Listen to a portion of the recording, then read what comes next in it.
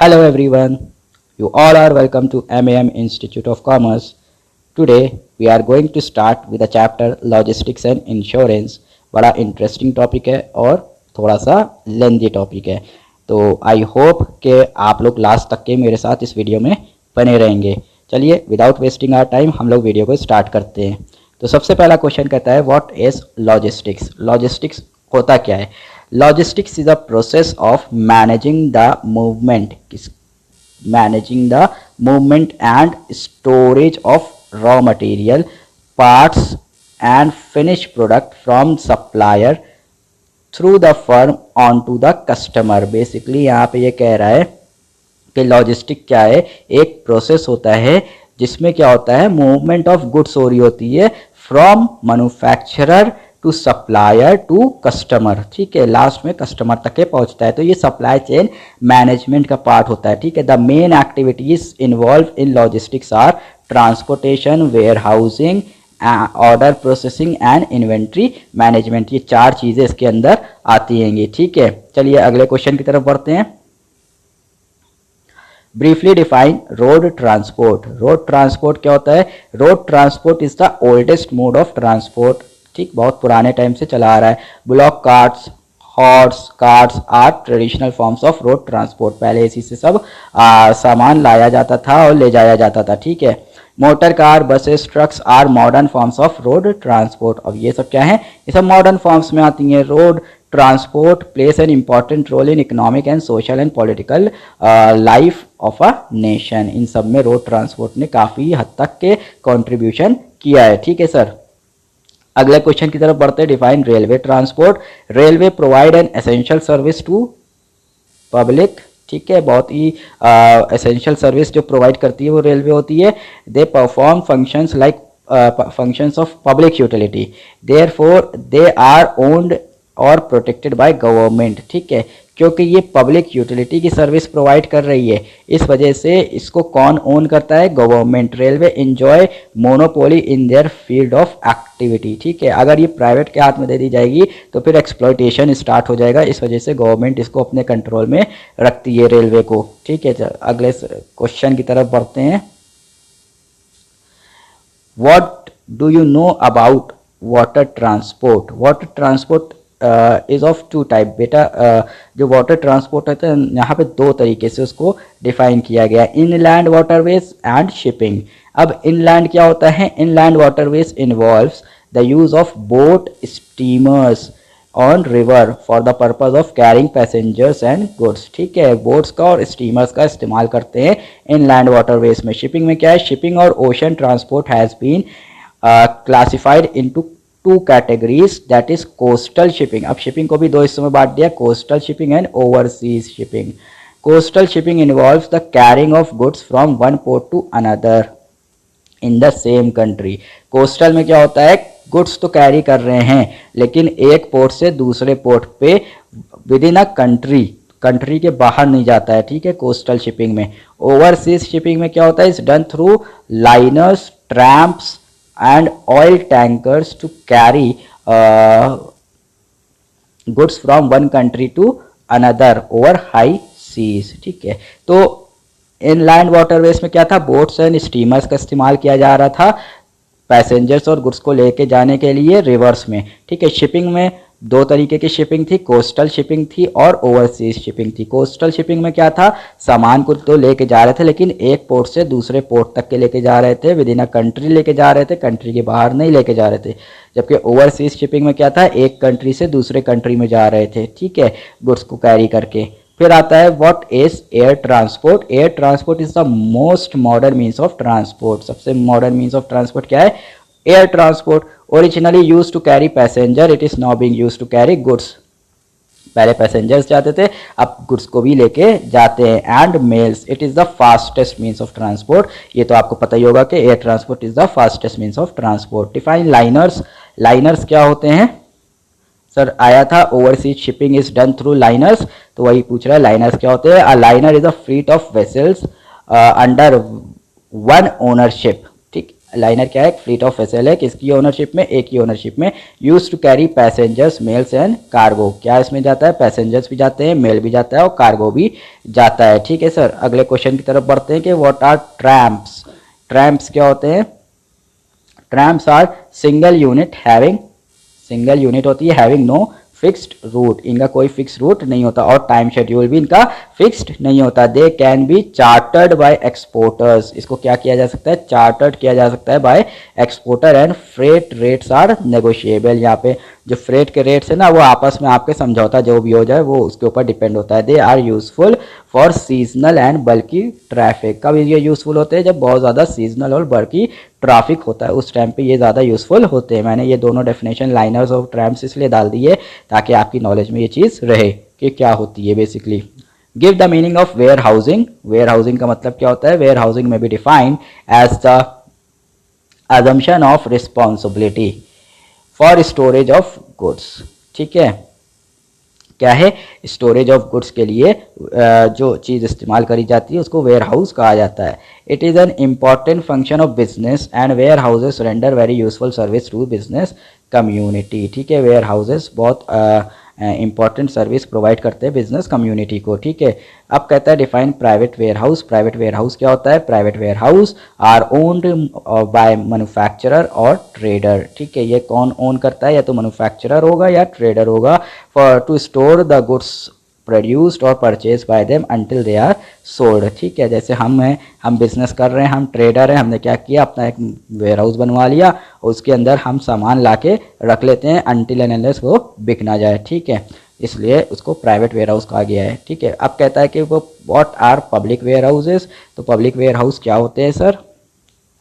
Public warehouse are meant for use by business man in general. Public warehouse जो है generally सारे businessman use कर सकते हैं। Any businessman can store his goods in these warehouses. ठीक, कोई भी businessman अपना गुड्स को स्टोर कर सकता है for some charge. Public warehouse may be owned by government, public trust or other public authorities. ठीक है, हो सकता है गवर्नमेंट उसको ओन करती है, हो सकता है ट्रस्ट उसको ओन करती है, हो सकता है कोई और पब्लिक अथॉरिटी ओन करती हो, लेकिन वो पब्लिकली रहते हैं, यानी हम भी जा सकते हैं वहाँ पे अपना स्टॉक को स्टोर कर सकते हैं और आप लोग में से भी कोई भी जा सकता है वहाँ पे अपना स्टॉक स्टोर कर देता है और वहाँ पे उनको कुछ फीस देनी पड़ती है, वो आप उनको दे दीजिए और उनके यहाँ अपना माल स्टोर कर लीजिए अंटिल दे आर सोल्ड। ठीक, चलिए अब हम लोग अगले क्वेश्चन की तरफ बढ़ते हैं। कहता है what do you know about bounded warehouses. A bounded warehouse is establish under a bond. Under a bond, ये जो वेयर हाउस होते हैं वो एक बॉन्ड होती है साइन, किससे? कस्टम अथॉरिटीज से। क्यों होती है? For the storage of dutiable goods, उन गुड्स को स्टोर करेंगे जिसके ऊपर ड्यूटी लगनी थी।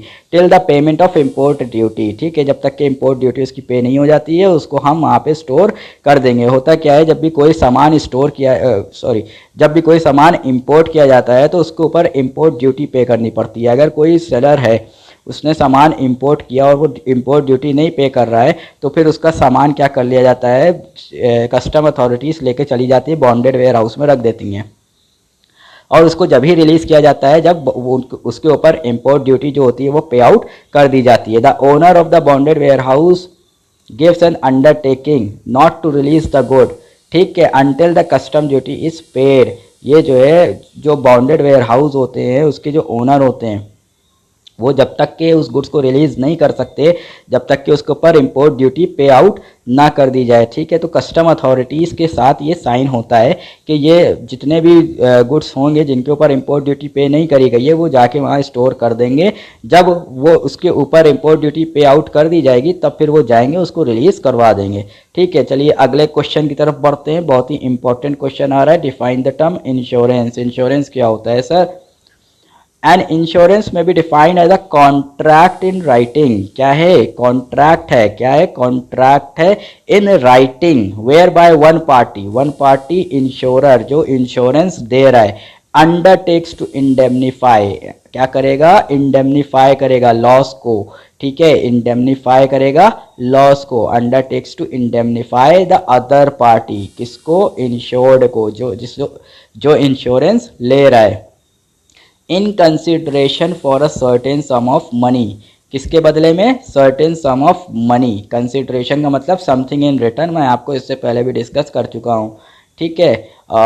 इन consideration for certain sum of money that is called premium, ठीक है, against any loss as a result of uncertain event. सबसे पहली चीज़ तो ये आपको इसमें समझनी है कि इंश्योरेंस क्या है? एक रिटन कॉन्ट्रैक्ट है, ठीक है। उसमें क्या, एक इंश्योरर है जो इंश्योरेंस दे रहा है, वो कह रहा है कि मैं इंडेमनीफाई करूंगा इन case of loss, in case of loss अगर आपको हो जाता है ड्यू टू अनसर्टेन इवेंट। यानी यहाँ पे एक चीज़ तो आपके दिमाग में बिल्कुल क्लियर हो जानी चाहिए कि कभी भी कोई इंश्योरेंस सर्टेन इवेंट होगा उसके ऊपर नहीं मिलता, ठीक है। अनसर्टेन इवेंट, अगर आग लग गई तो, अगर चोरी हो गई तो, ये अनसर्टेन इवेंट है, इट मे और मे नॉट हैपन, ठीक है। लेकिन आग लगनी ही है, उसके बाद हम जाएंगे कि नहीं हमारे यहाँ आग लगने वाली है, हमें इंश्योरेंस चाहिए, तो इंश्योरेंस आपको नहीं मिलेगा। इसलिए कह रहा है अनसर्टेन इवेंट की वजह से अगर कोई लॉस हो जाता है तो उसके अगेंस्ट में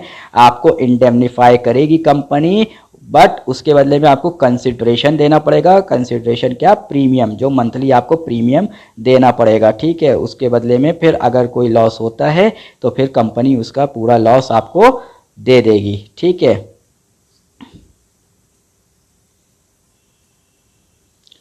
चलिए अगले क्वेश्चन की तरफ बढ़ते हैं। कह रहा है what is life insurance? Life insurance क्या होता है? लाइफ इंश्योरेंस में भी डिफाइंड एज अ कॉन्ट्रैक्ट। क्या है? ये भी एक कॉन्ट्रैक्ट है whereby insurer in consideration of a premium. यहाँ पे भी क्या लिया जाता है? प्रीमियम लिया जाता है, मंथली प्रीमियम, ठीक है। तो इन कंसिडरेशन ऑफ प्रीमियम क्या लेंगे? कंसिडरेशन प्रीमियम लेंगे। अंडरटेक्स टू पे the certain sum of money, क्या करेंगे हम? सर्टेन सम ऑफ मनी देंगे, और एन एन्युटी इधर on the death of the insured, या तो डेथ हो जाएगी उस टाइम पे देंगे, और on the expiry of the specified period whichever is earlier, जो भी पहले हो जाए। मतलब इनका कहने का ये है कि देखो भाई, लाइफ इंश्योरेंस में हम क्या करेंगे? कॉन्ट्रैक्ट करेंगे, ठीक है, और हम तुमको पॉलिसी दे देंगे, उसके बदले में तुम क्या करना? हमें मंथली प्रीमियम देना। फॉर एग्जांपल हम कहते हैं लाइफ इंश्योरेंस आपने 10 साल के लिए ले रखी है, ठीक है, तो 10 साल आपको क्या करना पड़ेगा? प्रीमियम देना पड़ेगा कंपनी को। 10 साल तक कंपनी आपसे प्रीमियम लेती रहेगी, लेकिन जैसे ही टाइम होगा, ठीक, 10 साल जैसे ही कंप्लीट होंगे तो कंपनी क्या करेगी? फिर पूरा का पूरा पैसा आपको रिफंड कर देगी, ठीक है। कंपनी क्या करेगी? पूरा का पूरा पैसा आपको रिफंड कर देगी। अब यहाँ पे एक चीज ये कह रहा है, either on the death of the insured or on the expiry of the specified period whichever is earlier. चलिए इसी एग्जाम्पल में हम लोग समझते हैं कि मिस्टर एक्स ने 10 साल के लिए लाइफ इंश्योरेंस ले रखा था, और उसने जो है 8 साल प्रीमियम भरा, उसके बाद 8वें साल उसकी क्या हो गई? डेथ हो गई, ठीक है। तो इन दैट केस 10 साल तो कंप्लीट नहीं हुए, ठीक, लेकिन फिर भी कंपनी उसको क्या कर देगी? पूरा का पूरा अमाउंट पे आउट कर देगी। क्यों? क्योंकि उसने क्या कहा था? विच एवर इज अर्लियर, जो भी पहले हो जाए, या तो वो 10 साल कंप्लीट हो जाए तो कंपनी पैसा दे देगी, या फिर किसी इंसान की डेथ हो जाए। तो अब यहाँ पे मिस्टर एक्स तो चले गए दुनिया छोड़ के, तब तो उनको पैसा देना पड़ जाएगा, ठीक है। 8 ही साल पे उनको पेमेंट करना पड़ जाएगा पूरा का पूरा। चलिए अगले क्वेश्चन की तरफ बढ़ते हैं। Define health insurance. Health insurance means insurance for protection of health. किसके लिए होगी? Protection of health against various types of diseases. जो भी डिजीज होती है उसके अगेंस्ट में आप इंश्योरेंस ले सकते हैं। In case of ill health the person will receive the cost of treatment hospitalization up to the insured amount, ठीक है। ये भी एक कंडीशन रख रहा है, up to the insured amount, जितने का इंश्योरेंस लिया होगा उतना ही आपको पैसा मिलेगा, उससे 1 रुपया ज़्यादा नहीं मिलेगा। आपने फॉर एग्जांपल हम कहते हैं, फिर से मिस्टर एक्स को हम लोग बीमार करते हैं कि बेचारे बीमार हो गए, ठीक है, और बेचारे वहाँ हॉस्पिटल में एडमिट हो गए। उन्होंने ले रखा था इंश्योरेंस फॉर एग्जांपल 2 लाख का, लेकिन जब खर्चा हुआ तो ऑपरेशन वगैरह सब मिला जुला के उनका जो खर्चा हुआ वो 8 लाख का खर्चा हो गया। तो मिस्टर एक्स को कंपनी सिर्फ और सिर्फ 2 ही लाख रुपया देगी, उसके ऊपर 1 रुपया भी कंपनी नहीं देगी, ठीक है। हेल्थ इंश्योरेंस के अंदर जितने का इंश्योरेंस होगा सिर्फ और सिर्फ उतना ही अमाउंट कंपनी डिस्बर्स करेगी, उससे 1 रुपया ज़्यादा डिस्बर्स आपको नहीं करेगी। Health insurance also cover loss of income from sickness in addition to medical expenses. Health insurance में क्या कवर होता है?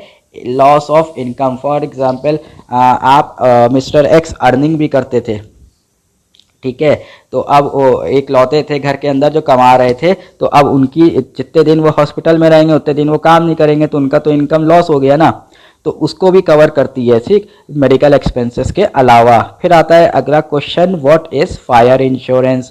फायर इंश्योरेंस क्या होता है? Fire insurance may be defined as a contract in writing. ये भी क्या है? एक contract in writing whereby insurance company in consideration of a sum of money, वही in consideration of money premium लेगी company, undertakes to indemnify the insured for any loss और damage due to the insured property or goods caused bye accidental fire, not fire, accidental fire.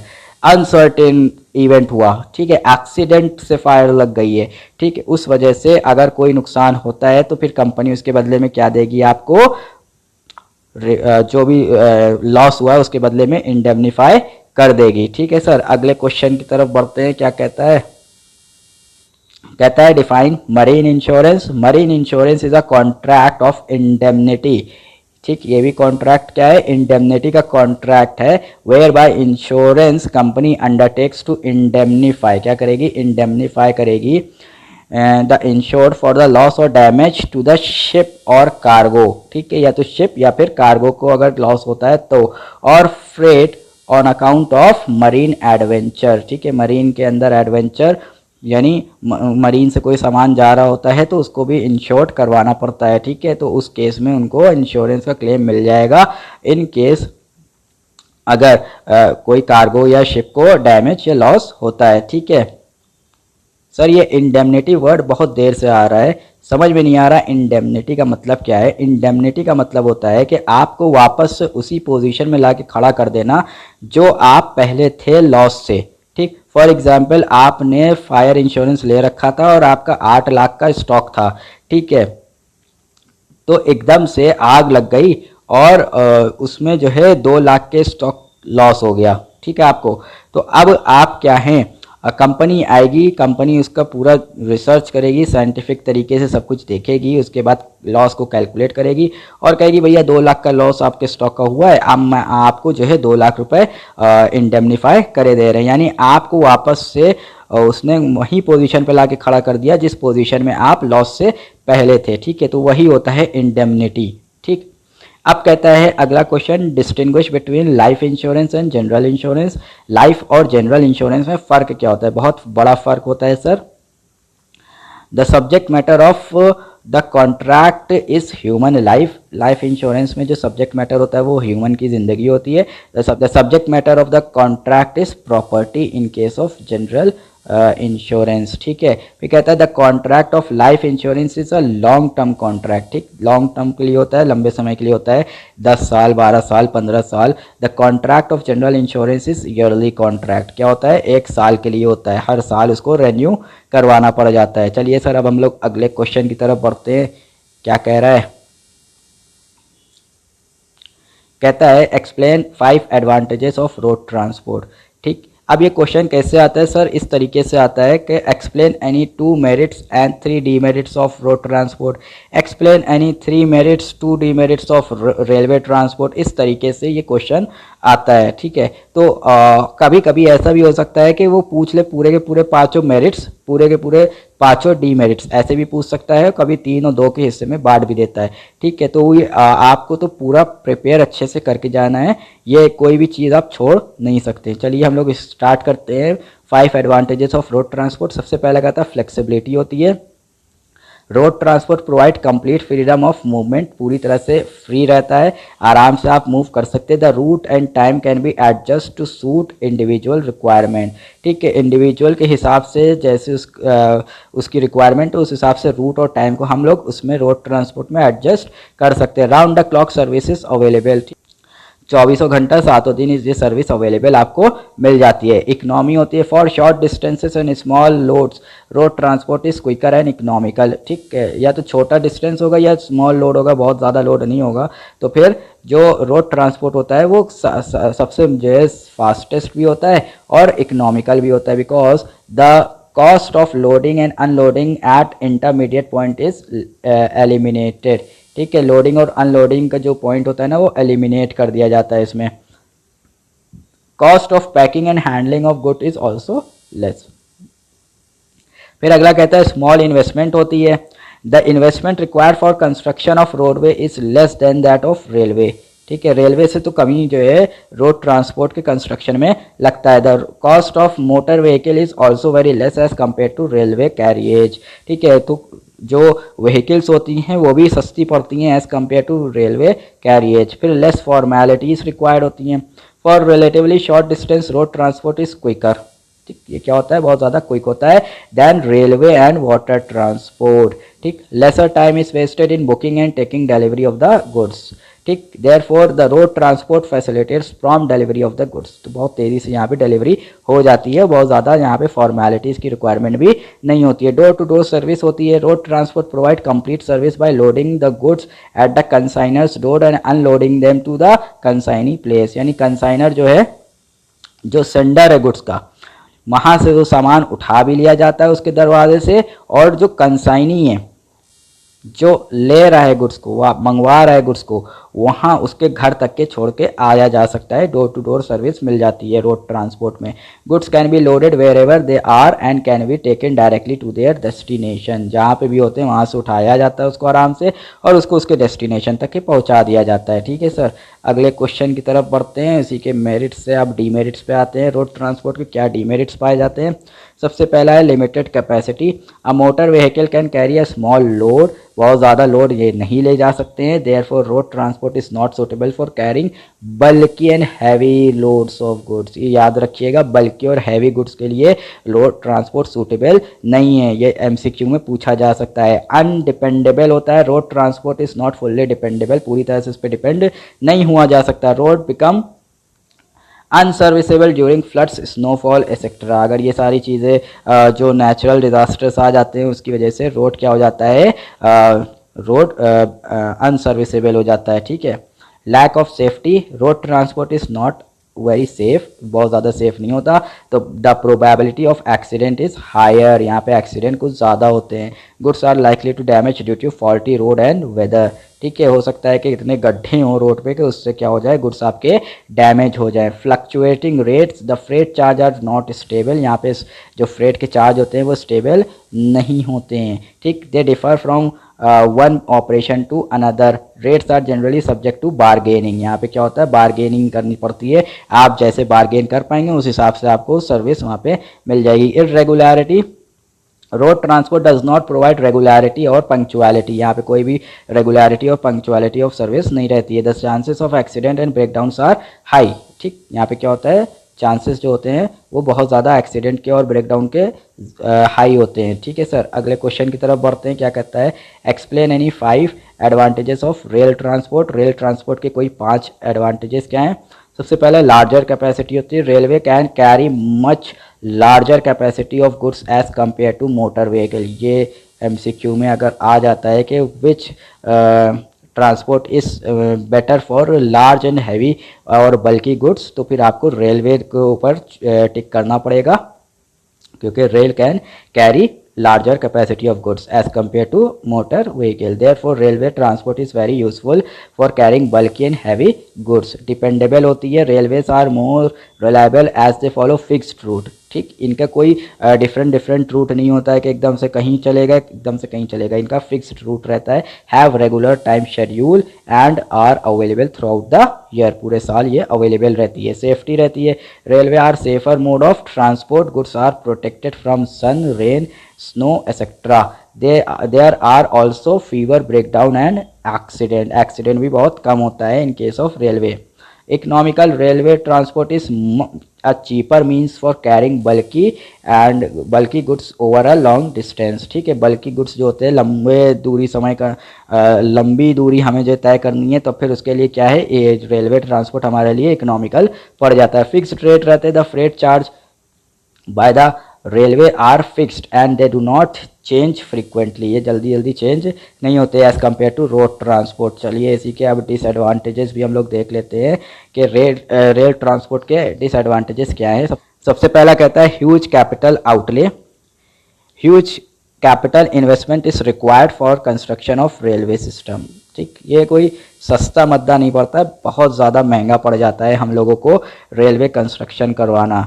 This is beyond the capacity of an individual investor, ये कोई individual investor नहीं करवा सकता, इसके लिए हमें government की रिक्वायरमेंट पड़ जाती है। ठीक है, एक्सपेंसिव होता है, maintenance and other operating expenses are very high. यहाँ पे जो मेंटेनेंस होता है रेलवे का और उसको ऑपरेट करने के एक्सपेंसेस होते हैं वो बहुत ज़्यादा हाई होते हैं। Terminal loading and unloading of goods involve extra expenditure and wastage, यहाँ पे लोडिंग और अनलोडिंग के भी एक्स्ट्रा खर्चे होते हैं। डिले होता है, time is wasted in booking and delivery formalities. ठीक है, यहाँ पे बुकिंग में भी जो है बहुत ज़्यादा फॉर्मेलिटीज़ रिक्वायर्ड है और डिलीवरी में भी। Terminal delay is caused by waiting for full wagon, shunting of wagon etcetera, इन सब के चक्कर में भी डिले हो जाता है। Damage, frequent and careless handling of goods involve wear and tear. यहाँ पे क्या होता है, केयरलेस तरीके से गुड्स को हैंडल किया जाता है जिससे क्या हो जाता है, वेयर एंड टियर होने के चांसेस हो जाते हैं। There is a delay in pilferage in sending goods by rail. ठीक है, यहाँ पे डिले भी होता है प्लस पिलफरेज भी हो जाता है। ठीक है, अब आप गुड्स बेच रहे हैं अगर रेलवे से तो फिर यहाँ पे ये सारी दिक्कतें आती है। Therefore railway transport is not suitable for carrying perishable and fragile goods. Perishable goods अगर हैं जल्दी ख़राब होने वाले तो डिले की वजह से वो ख़राब हो जाएंगे भाई, जाहिर सी बात है। ठीक है, फिर उसके लिए railway is not much better option, it is much better to choose roadways in as compare to railways. ठीक, और फ्रेजाइल गुड्स है, अगर बहुत ज़्यादा नाजुक गुड्स है तो फिर उसको भी आप रेलवे से नहीं भेज पाएंगे। आपको उसके लिए भी क्या चूज़ करना पड़ जाएगा, कोई ऐसा ट्रांसपोर्ट, आपको उसके लिए भी क्या चूज़ करना पड़ जाएगा, रोड ट्रांसपोर्ट। ठीक, unsuitable for short distance, over short distance and for small load railway is a costly mode of transport. अगर आप शॉर्ट डिस्टेंस के लिए भेज रहे हैं या बहुत ही कम लोड है आपका, तब फिर ये जो रेलवे है आपको महंगा पड़ेगा। चलिए हम लोग अगले क्वेश्चन की तरफ बढ़ते हैं। 5 merits of water transport. Water transport के क्या 5 मेरिट्स हैं। पहला, लो कॉस्ट होती है। Water transport is the cheapest and the oldest mode of transport. ये भी आपको पता है कि भाई सबसे सस्ता होता है और सबसे पुराना टाइम का चला आ रहा है water transport. Rivers and oceans are natural track and no capital is required for their construction. ठीक है, ये तो कुदरती अवेलेबल है, जितनी भी रिवर्स हैं ओशंस है तो उसको कंस्ट्रक्ट तो हमें करना नहीं पड़ता है, ना ही उनकी मेंटेनेंस हमें करनी पड़ती है, तो उसके लिए कोई हमें खर्चा नहीं करना पड़ता है। फिर कहता है लार्ज कैपेसिटी होती है, a ship has a large carrying capacity and therefore water transport is suitable for carrying heavy cargo. ठीक है, हैवी कार्गो के लिए जो शिप्स हैं आपकी वो ज़्यादा बेटर होती हैं क्योंकि वहाँ पे बहुत लार्ज कैरिंग कैपेसिटी वो लोग रखते हैं। बल्कि and heavy goods can be carried over a long distance, जो लंबे डिस्टेंस होते हैं उनके लिए भी ये काम कर जाता है। फ्लेक्सिबिलिटी पाई जाती है sir. Water transport can be adjusted to meet individual requirement. ठीक है, यहाँ पे हम लोग एडजस्टमेंट कर सकते हैं। ठीक है, and therefore it provide flexible service. तो यहाँ पे क्या आती है, सर्विस जो उनकी होती है वो बड़ी फ्लेक्सिबल होती है। सेफ्टी रहती है यहाँ पे, the risk of accident and breakdowns in water transport are comparatively less. ठीक है, यहाँ पे थोड़ा सा कम होता है ये रिस्क इस चीज़ का। However goods are expose to perils of the sea. Sea के पेरिल्स यानी तूफान आ गया तो उससे फिर हम थोड़ा सा यहाँ पे रिस्क में रहते हैं, अदरवाइज यहाँ पे ज़्यादा रिस्क नहीं रहता है। Indispensable for trade. Overseas shipping is essential to foreign trade. ठीक, ओवरसीज जो शिपिंग होती है वो फॉरेन ट्रेड अगर आप कर रहे हैं तब तो बेस्ट है। ठीक है, railways and motor vehicle can not carry goods from one continent to another, क्योंकि यहाँ से रेलवे और रोडवेज के जरिए से हम सामान एक कॉन्टिनेंट से दूसरे कॉन्टिनेंट नहीं भेज सकते, लेकिन वाटरवेज के ज़रिए से हम सामान को भेज सकते हैं। चलिए सर अगले क्वेश्चन की तरफ बढ़ते हैं। क्या कहता है कि explain any 5 demerits of water transport. Water transport के कोई 5 डीमेरिट पूछ रहा है। तो पहला कहता है स्लो स्पीड होती है, water transport is relatively slow, the speed of vessels is limited and therefore water transport is not suitable for goods carrying for goods requiring quick delivery, अगर किसी गुड्स की जल्दी डिलीवरी करनी है तो water transport is not suitable, क्योंकि उनकी delivery जल्दी करनी है, लेकिन जो वाटर ट्रांसपोर्ट की स्पीड होती है वो एक लिमिटेड रहती है। ठीक, limited area of operation, water transport provide service to limited area. ठीक है, goods have to be brought at ports and special packing is necessary, goods को कहाँ लाना पड़ जाता है, पोर्ट्स तक के पहुँचाना पड़ जाता है और उसके लिए स्पेशल पैकिंग भी करनी पड़ती है। Round about the distance between places increases because the routes followed by water transport may be circuitous, यानी नाच के पूरा जाना पड़ जाता होगा, इस वजह से क्या है यहाँ पे जो डिस्टेंस होते हैं बहुत ज़्यादा इंक्रीज़ हो जाते हैं, सीधे नहीं जाके बल्कि हमें घूम के पूरा जाना पड़ता होगा। ठीक है, इस वजह से वाटर ट्रांसपोर्ट में क्या होता है कि डिस्टेंसेस बढ़ जाते हैं। फिर सी perils of sea involves considerable risk of loss during transportation. There is also risk of pilferage in case of absence of proper packing, अगर proper packing नहीं है तो pilferage भी हो जाएगा, यहाँ पे risk बहुत ज़्यादा होता है। Unreliable water transport is unreliable, waterways may not be navigable due to several reason, water transport has seasonal character, इनका कैरेक्टर भी सीजनल होता है। ठीक है, चलिए सर अगले क्वेश्चन की तरफ बढ़ते हैं। मेरिट्स ऑफ एयर ट्रांसपोर्ट, तो सबसे पहला कहता है shortest route, and airplane adopts the most direct and the shortest route, क्या है जो सबसे शॉर्टेस्ट रूट होता है उसको वो चुनते हैं। ठीक है, it can fly over desert, high seas, forest and mountains, ये सब जगह पे फ्लाई कर सकता है। Its movement is not hindered by geographical barrier, ठीक है, इनकी मूवमेंट को कोई जोग्राफिकल बैरियर से दिक्कत नहीं होती है। हाईएस्ट स्पीड होती है। The outstanding advantage of the air transport is its speed, ठीक है, इसकी स्पीड बहुत ज़्यादा होती है। Therefore air transport is best suited for perishable goods, it's also saves valuable time, ठीक है, जितने भी पेरिशेबल गुड्स हैं उनके लिए वाटर ट्रांसपोर्ट सबसे बेस्ट होता है। ठीक, efficient service, air transport provides efficient and regular service, ठीक है, एफिशिएंट सर्विस भी होती है और रेगुलर सर्विस भी होती है। It follows the fixed time schedule, इनका टाइम फिक्स्ड रहता है। During emergencies deviations from normal route can be made, अगर इमरजेंसी चल रही है तो वहाँ से ना जाके दूसरे रूट के थ्रू से हम सामान पहुँचा देंगे। नेचुरल गिफ्ट है, air transport does not require large amount of investment for construction of tracks, track तो बनना ही नहीं है वहाँ पे। The sky is a gift of nature, ये तो कुदरत की तरफ से हमें गिफ्ट मिला हुआ है। And aeroplane can fly without any hindrance, ठीक है, तो यहाँ पे कोई भी दिक्कत के बगैर प्लेन फ्लाई कर सकता है। Suitable, air transport is suitable for light goods of high value, ये एमसीक्यू के लिए इम्पॉर्टेंट है, ठीक है, लाइट गुड्स यानी हल्के गुड्स, लेकिन उनकी वैल्यू क्या होती है, बहुत ज़्यादा महंगी होती है। ठीक है, during natural calamities such as flood, earthquake, it is only mode of transport which can provide relief to victims, यहाँ पे इसी के ज़रिए से विक्टिम्स को रिलीफ पहुँचाई जाती है। चलिए सर अगले क्वेश्चन की तरफ बढ़ते हैं। ये क्या कह रहा है, explain any 5 demerits of air transport. तो पहला कहता है कि costly, air transport is costliest mode of transport, सबसे महंगा जो ट्रांसपोर्ट का पड़ता है हमको वो एयर ट्रांसपोर्ट है। Therefore air transport is suitable for the article which are of high value in relation to the bulk and weight, ठीक है, तो जिसकी वैल्यू बहुत ज़्यादा होती है वही सूटेबल होते हैं कि उनको एयर ट्रांसपोर्ट के ज़रिए से भेजा जाए। लिमिटेड कैपेसिटी होती है, the load bearing capacity of aeroplane is limited, therefore it is not suitable for carrying heavy and bulky goods, ठीक है, क्योंकि उनकी कैपेसिटी ही लिमिटेड है तो वहाँ से हम हैवी और बल्कि गुड्स नहीं भेज सकते।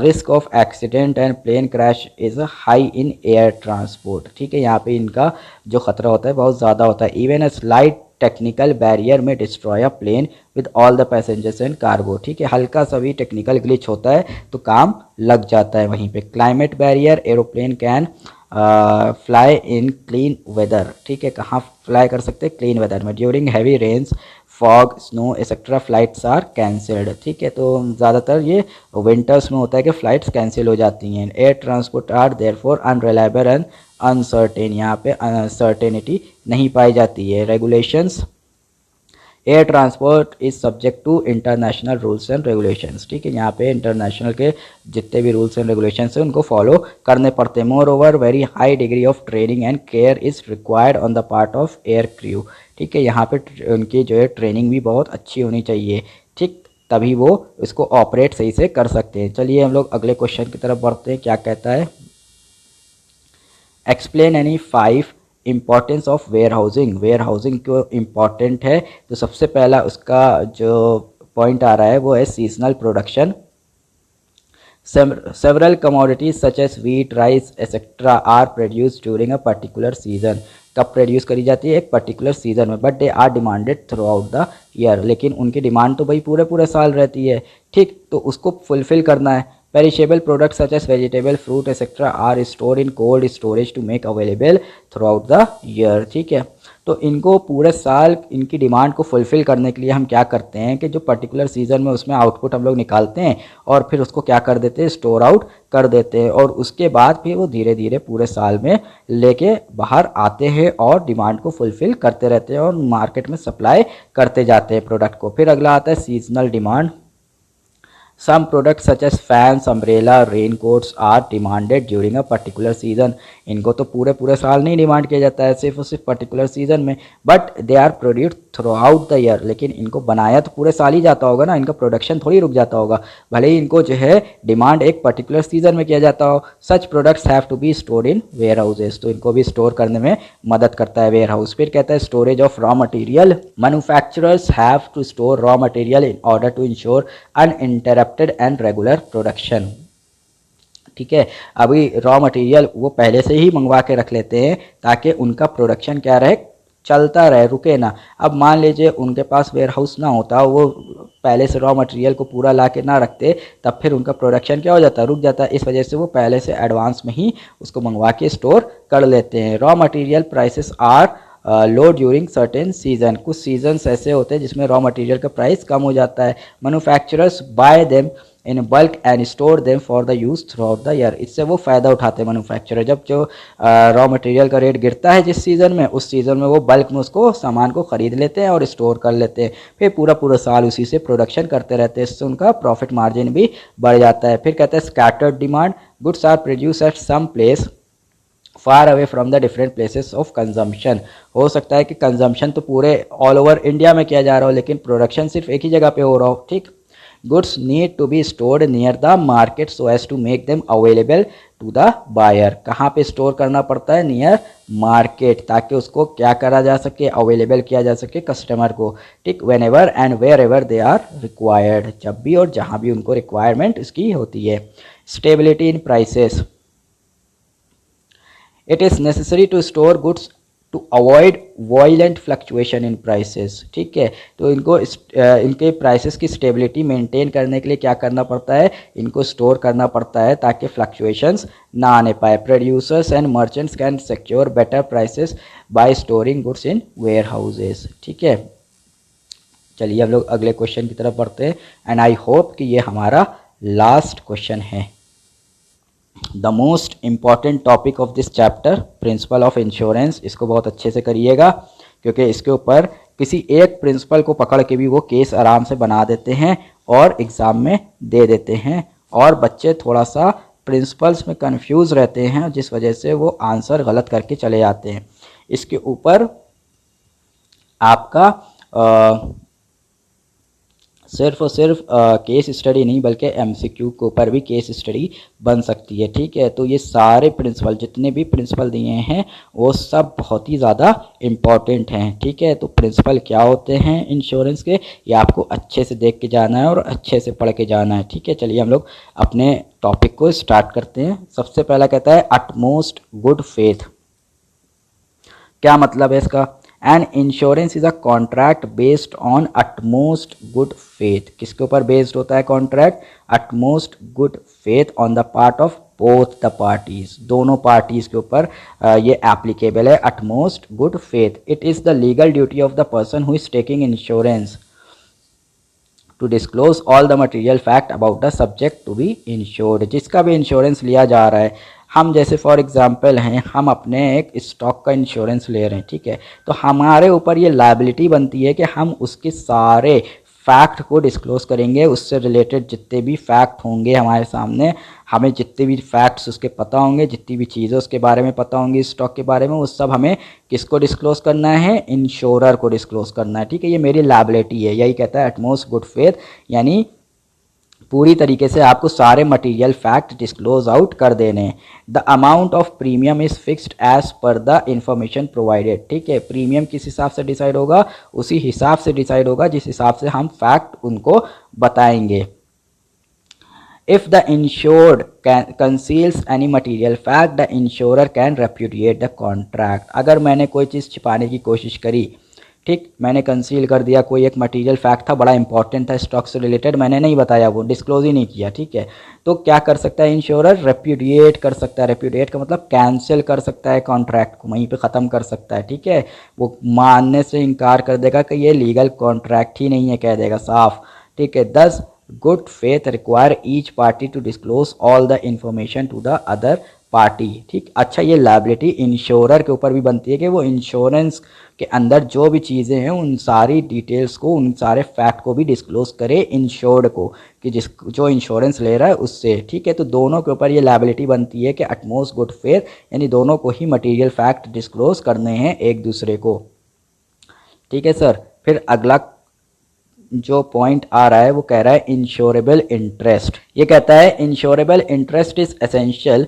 Element in every contract of insurance, ठीक है। इंश्योरेबल इंटरेस्ट क्या है, बहुत ही एसेंशियल एलिमेंट है हर इंश्योरेंस के कॉन्ट्रैक्ट में। In the absence of insurable interest the contract becomes wagering contract, ठीक है। इंटरेस्ट नहीं होगा तो फिर ये क्या बन जाएगा, एक वेजर बन जाएगा, और वेजरिंग कॉन्ट्रैक्ट इलीगल होता है, which is not lawful in Indian law, ठीक है, which is null and void, क्या हो जाएगा, नल एंड वॉइड हो जाएगा। अगर वेजरिंग कॉन्ट्रैक्ट बन जाएगा तो फिर नल एंड वॉइड हो जाएगा।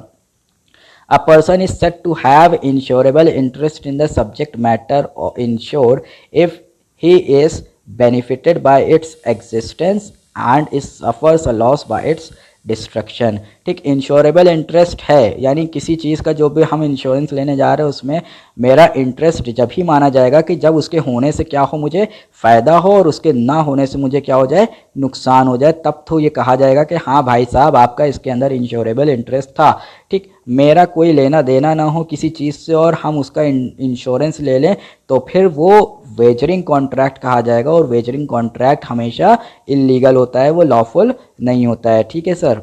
अगला पॉइंट क्या कह रहा है, indemnity. Indemnity means promise to compensate in case of loss. अभी मैंने आपको इंडेमनिटी का मतलब बताया था कि आपको वापस से उसी सिचुएशन में ला के खड़ा कर देना जिस सिचुएशन में आप लॉस से पहले थे, वही कह रहा है कि कंपनसेट कर देंगे इन केस ऑफ लॉस। अगर लॉस होता है तो आपको वापस से उसी जगह पे ला के खड़ा करेंगे। The objective of every insurance is to place the person in the same financial position after the loss as he was before the loss. देखिए इसने वो लाइन लिख भी दी कि आपको उसी पोजीशन पे वापस से लाके खड़ा कर देना जिस पोजीशन पे आप लॉस से पहले थे।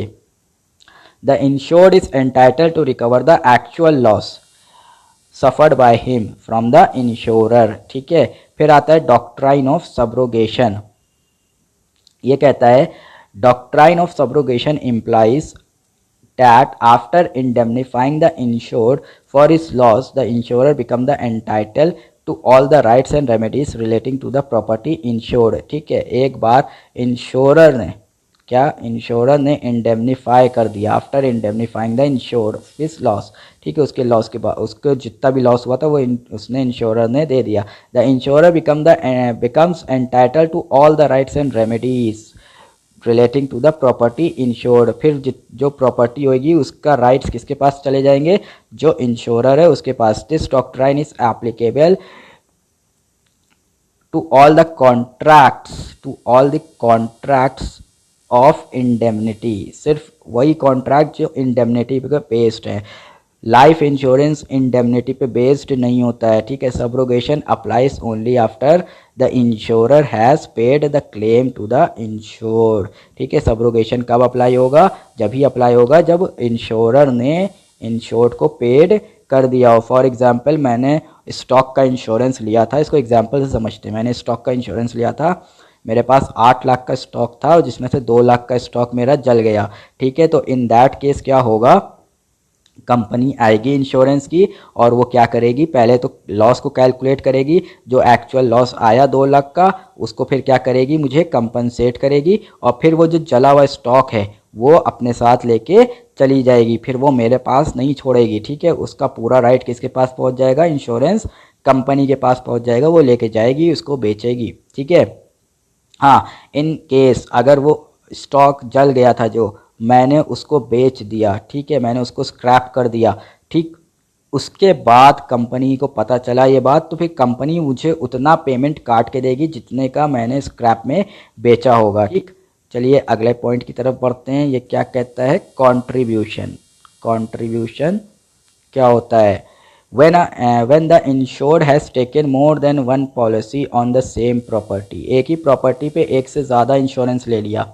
सर इंडिया है, जुगाड़, बहुत अच्छी जुगाड़, क्या भैया मैं एक से इंश्योरेंस लूँगा तो फिर मुझे एक से पैसा मिलेगा, अगर मैं 10 जगह से इंश्योरेंस लूँगा तो मुझे उसी प्रॉपर्टी पे 10 जगह से पैसा मिल जाएगा। बेटा ऐसा नहीं होता है, ठीक है। He shall not be entitle to claim from each insurer more than the total loss, ठीक है। आपने फॉर एग्जांपल, मैं अपना ही एग्जांपल ले लेता हूँ कि मैंने 8 लाख के स्टॉक का इंश्योरेंस लिया था, ठीक है। मैंने सोचा, अकल चलाई मैंने अपनी, और मैंने ये सोचा कि यार 8 लाख का मैं स्टॉक का इंश्योरेंस ले रहा हूँ एक कंपनी से, तो अगर लॉस होता है तो मुझे वो कंपनी पैसा देगी। फिर अगर मैं 10 कंपनियों से ले लेता हूँ तो 10 कंपनियाँ मुझे पैसा देंगी, तो मैं तो अमीर हो जाऊँगा इस तरीके से। ऐसा नहीं है। फिर क्या होगा, इन केस मेरा 2 लाख का अगर लॉस हुआ था तो सारी कंपनी मिलेंगी, सारी कंपनी सिर्फ और सिर्फ 2 लाख रुपया ही देंगी, सब कंट्रीब्यूट करेंगे उसके अंदर, ठीक है।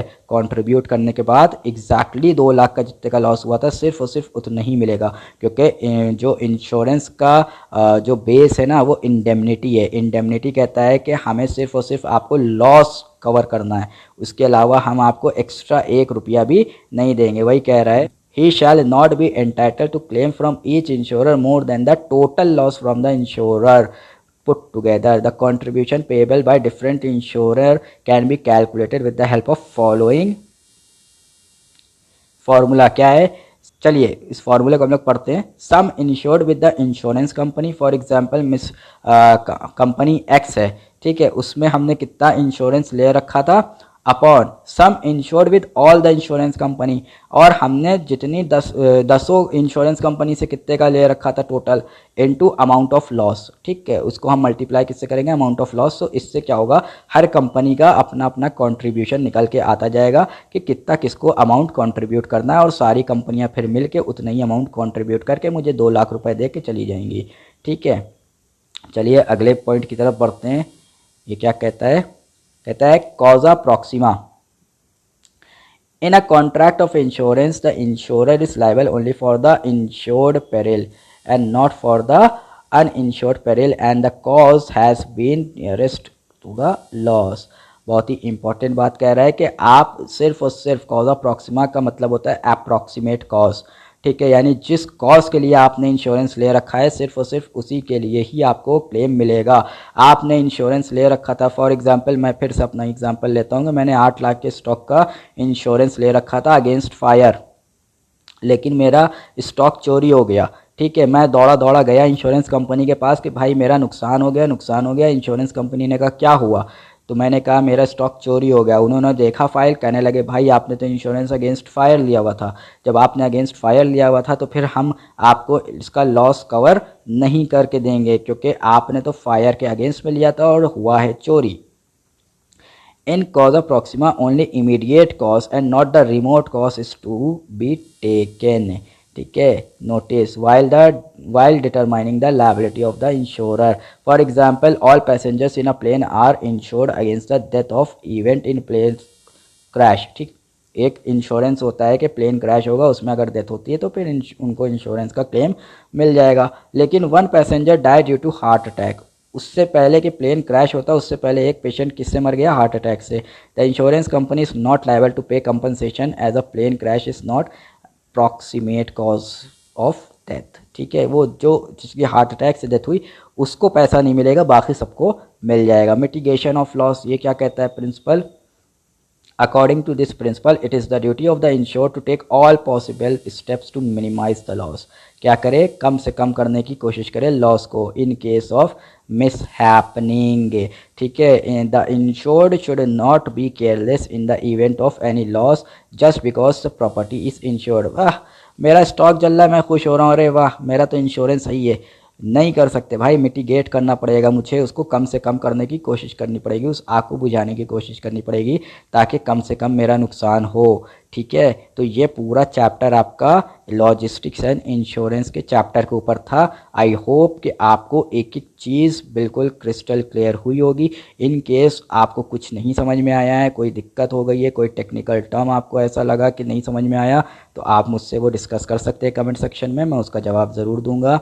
एंड वीडियो लाइक करिएगा, चैनल सब्सक्राइब कीजिएगा, यही आप लोग का मोटिवेटिंग फैक्टर है जो मुझे मोटिवेट करेगा कि मैं और भी आगे आपके लिए कंटेंट लेके आऊँ, क्योंकि मुझे इसी से पता चलेगा कि आपको वीडियो समझ में आ रही है, कंटेंट में कुछ दिक्कत नहीं हो रही है। ठीक है, और जो भी फीडबैक हो वो ज़रूर आप लोग दिएगा। Thank you so much, till then good bye.